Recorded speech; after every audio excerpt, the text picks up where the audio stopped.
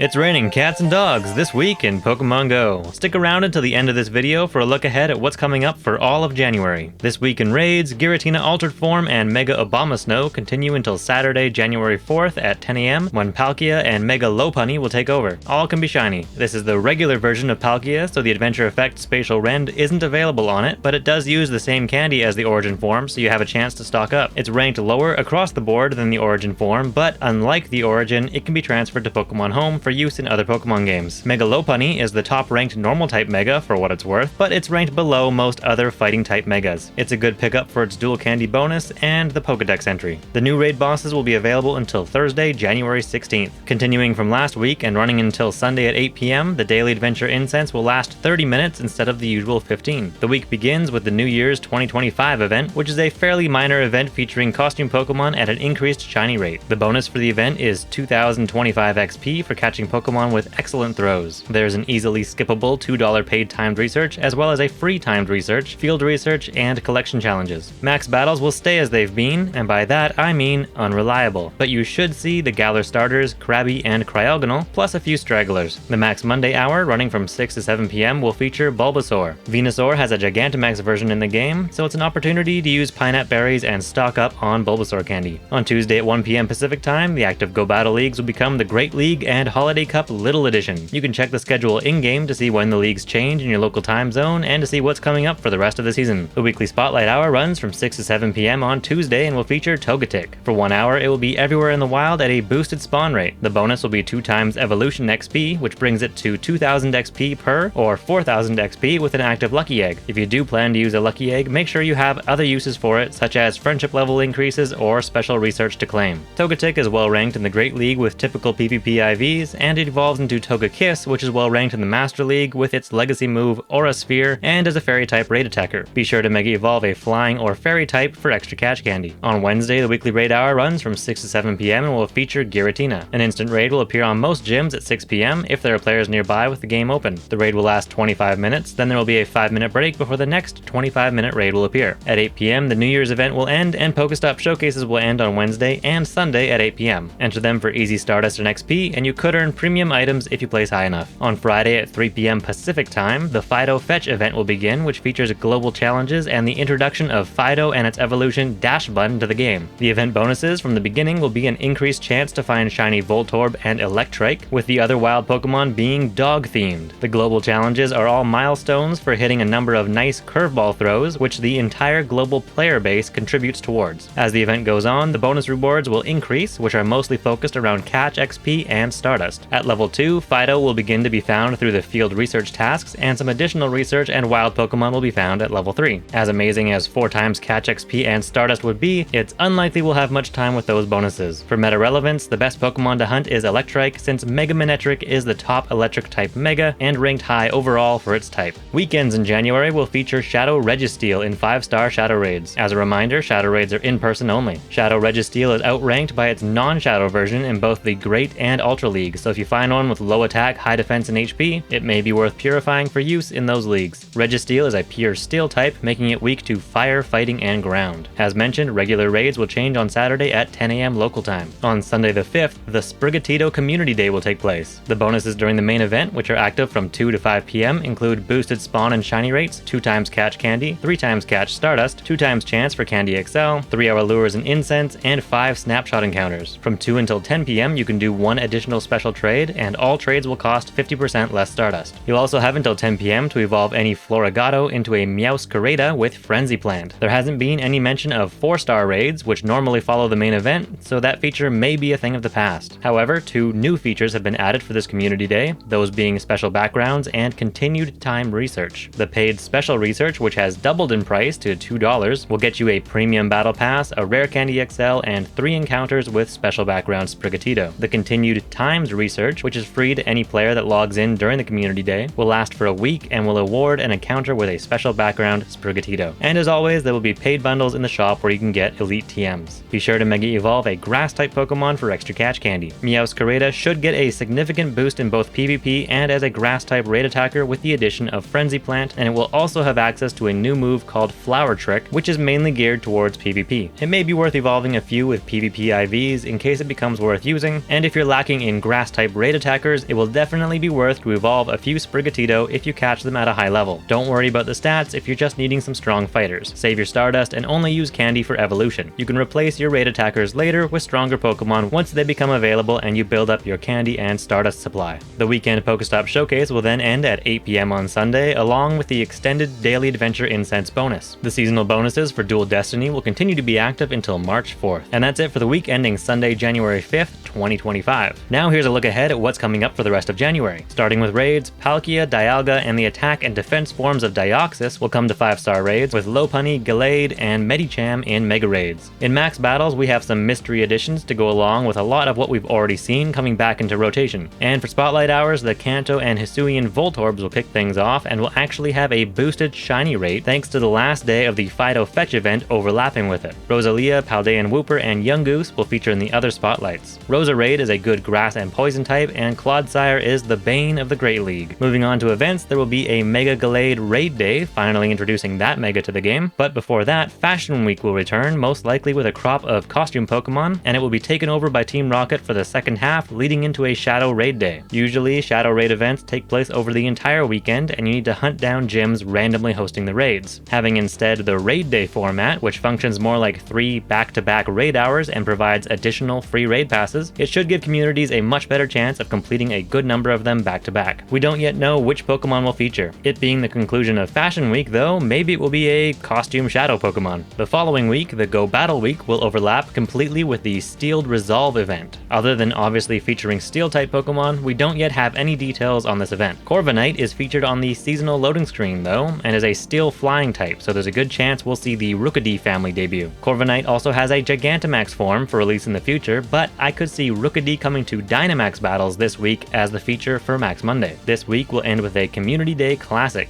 Pokemon due for a return include Chikorita, Totodile, Slackoth, and Ralts, but they don't repeat the classics in order, so it's hard to say. The final week of the month will see the return of the Lunar New Year event. This will be the year of the snake, so we know what to expect. I expect the Dynamax Pokemon this week to be a snake of some kind. This event overlaps with a Max Battle Day, which will be only the second one we've had so far. If they're sticking with snakes, Gigantamax Sandaconda could be the G-Max debut here, but I wouldn't be surprised if we get the return of one of the Kanto starters, and Silicobra is simply released into Dynamax battles that week. A lot of people missed the G-Max Kanto starters when they all released together over a single weekend back in October, so it wouldn't surprise me if they come back one at a time over the next year. But we've also been teased with G-Max Kingler and Orbeetle, so we'll just have to wait and see. And that's all we know so far. If you'd like to save a full resolution image of this calendar, you can find a link in the description to my new weekly newsletter. Sign up to receive my weekly breakdowns delivered straight to your inbox for you to download. And remember, games like this monetize your impatience. Take it slow, don't worry, it all comes back around.